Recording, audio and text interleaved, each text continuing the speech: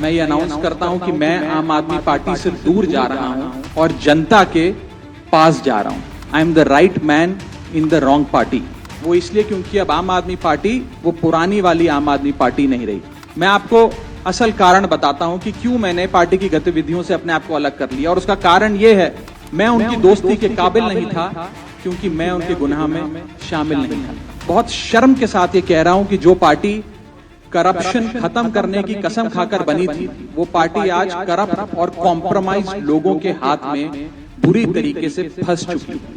Of the constitution of India and merge ourselves with the BJP. हम BJP में विलय करते हैं। भारतीय राजनीति के गलियारों में हलचल पैदा करने वाला ये घटनाक्रम किसी फिल्मी पटकथा से कम नहीं है। राज्यसभा सचिवालय की मुहर लगते ही आम आदमी पार्टी के 7 सांसदों का भारतीय जनता पार्टी में विलय अब एक वैधानिक हकीकत में तब्दील हो गया।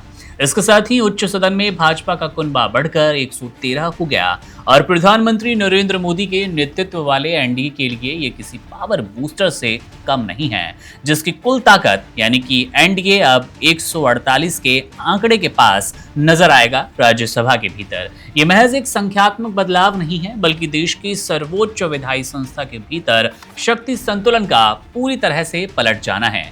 इस पूरे घटनाक्रम में केंद्र जो सबसे महत्वपूर्ण जो बात है वो है बड़ा नाम, और बड़ा नाम है राघव चड्ढा का।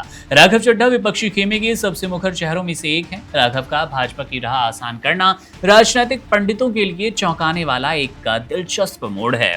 राघव चड्ढा ने अपनी रणनीतिक सूझबूझ और इस पूरे बदलाव की प्रक्रिया में जो भूमिका निभाई, उसने एनडीए के नंबर गेम को वो मजबूती दी जिसकी कल्पना विपक्ष ने शायद ही कभी की भी होगी। एक समय में राज्यसभा की कार्यवाही के दौरान सरकार को तीखे सवालों से घेरने वाले राघव अब उस सत्ता पक्ष की ढाल बन गए हैं। उनके इस कदम ने न केवल सरकार के लिए बिल पास कराने में एक आसान भूमिका निभाना शुरू कर दिया है, बिल पास कराने की राह में आने वाले कांटों को हटा दिया, बल्कि विपक्ष के उस अभेद्य किले में भी सेंध लगा दी जिसे इंडिया गठबंधन बड़े जतन से बचाए हुए था।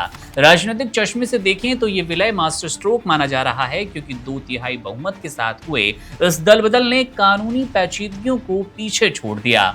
अब इन सांसदों पर दल बदल विरोधी कानून का खतरा नहीं है, जिसका सीधा मतलब है कि सरकार के पास अब एक ऐसा सॉलिड ब्लॉक है जो बिना किसी हिचकिचाहट के सदन में अपनी आवाज बुलंद करेगा। राघव चड्ढा जैसे युवा और तकनीकी प्रेमी नेता के भाजपा खेमे में आने से सत्ता पक्ष को सदन के भीतर बहस और विमर्श में एक नई ऊर्जा मिलेगी। अब उन महत्वपूर्ण विधेयकों को पारित कराना सरकार के लिए, एनडीए के लिए, मोदी सरकार के नेतृत्व के लिए बाएं हाथ का खेल होगा, जो कि पहले संख्या बल की कमी के कारण अधर में लटक जाते थे या जिन पर कड़ा विरोध झेलना पड़ा था एनडीए को और केंद्र सरकार को।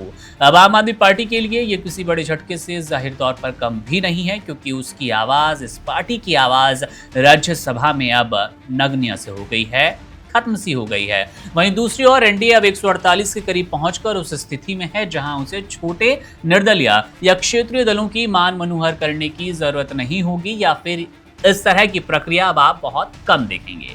राघव के इस फैसले ने विपक्ष की एकता के दावों की भी हवा निकाल दी और ये संदेश दिया कि राजनीति में निश्चित तो कुछ भी नहीं।